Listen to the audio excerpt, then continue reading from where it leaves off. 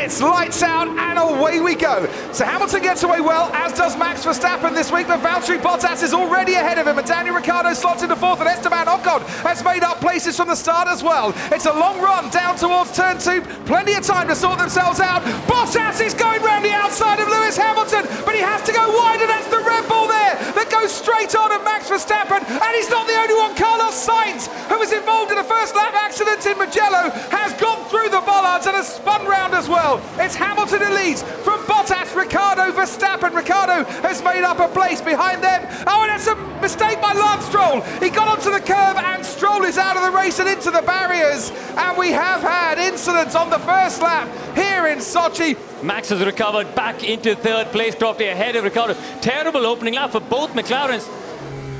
That is a tighter path than the drivers expect. That wall makes it extraordinarily tight. What a crunch that was.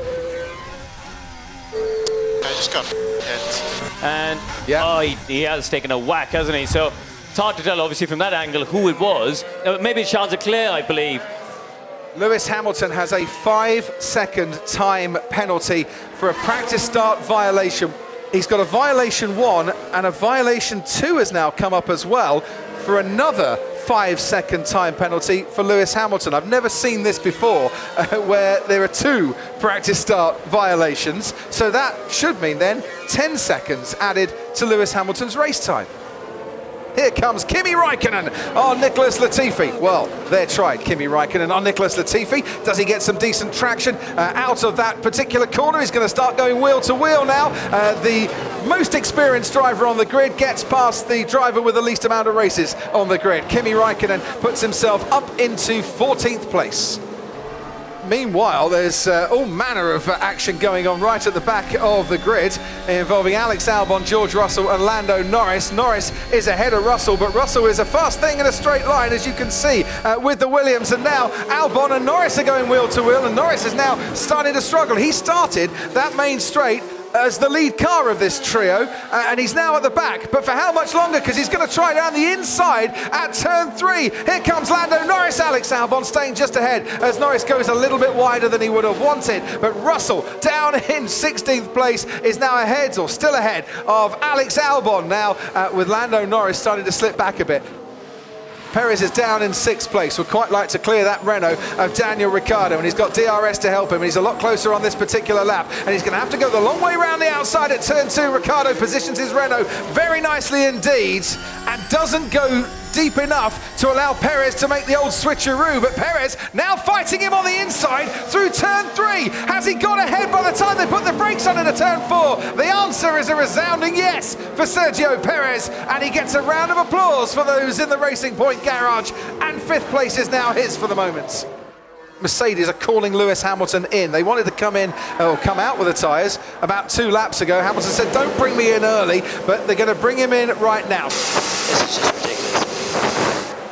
Can Esteban Ocon get out ahead of Lewis Hamilton? He's going to get DRS and is going to try and get past Sebastian Vettel down this straight as well, as Ocon now accelerating out into the sunshine. He comes and out onto the racetrack, and Ocon is ahead of Hamilton, and Hamilton is ahead. Oh, Ocon is behind Hamilton, and Hamilton is ahead of Sebastian Vettel. So Hamilton gets that move done, and I think crucially is ahead as well of the Renault that is now pitted.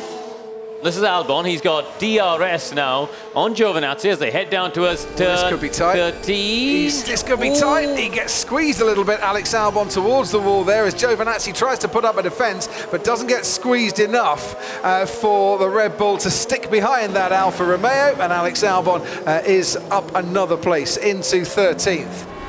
Antonio Giovinazzi might just make a move here on the Haas, as down towards turn 2 we go. Grosjean's going to have to watch himself as round the outside goes Antonio Giovinazzi. Nice move from the Italian there. Here goes Sebastian Vettel down the inside of Romain Grosjean. They have to go wheel to wheel, and Grosjean goes off the track, and that is what they ask you to do. Well, not completely in the race director's notes, and Grosjean knew that he couldn't come back onto the track and fight that because he'd gone off and he had to go through the bollards.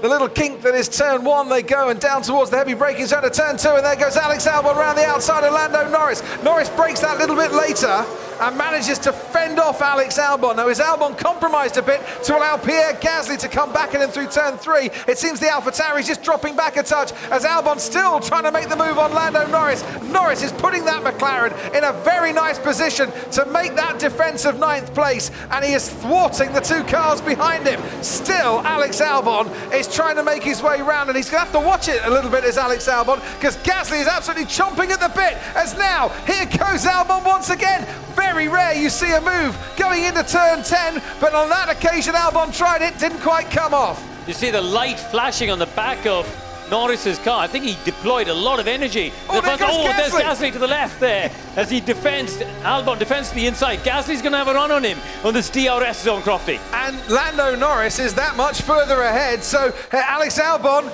after attack, now looks to defence. Couldn't make the attack, couldn't make the defence, and he's dropped down into 11th place. Here we go again then for round 2. We're on board with Pierre Gasly. Lando Norris is passed by the AlphaTauri, and Gasly makes the move into turn 2. The only man to be on the podium in the last 3 Russian Grand Prix. He's on the podium this afternoon, and it's the top step of the podium as Valtteri Bottas wins the Russian Grand Prix. He now starts to close the gap in the championship to his teammate. Max Verstappen finishes 2nd for Red Bull, and another super drive from him. And for Lewis Hamilton, 3rd place. It's a podium, not the record equaling win that he would have hoped for when he started from pole. Bottas, Verstappen, Hamilton for the 6th time in 2020 share the top 3 places. And we'll go onwards and upwards, altitude-wise at least, to the Nürburgring next time out to see if Valtteri Bottas could do it again. Today, he reigned supreme in Russia and won here in Sochi once more.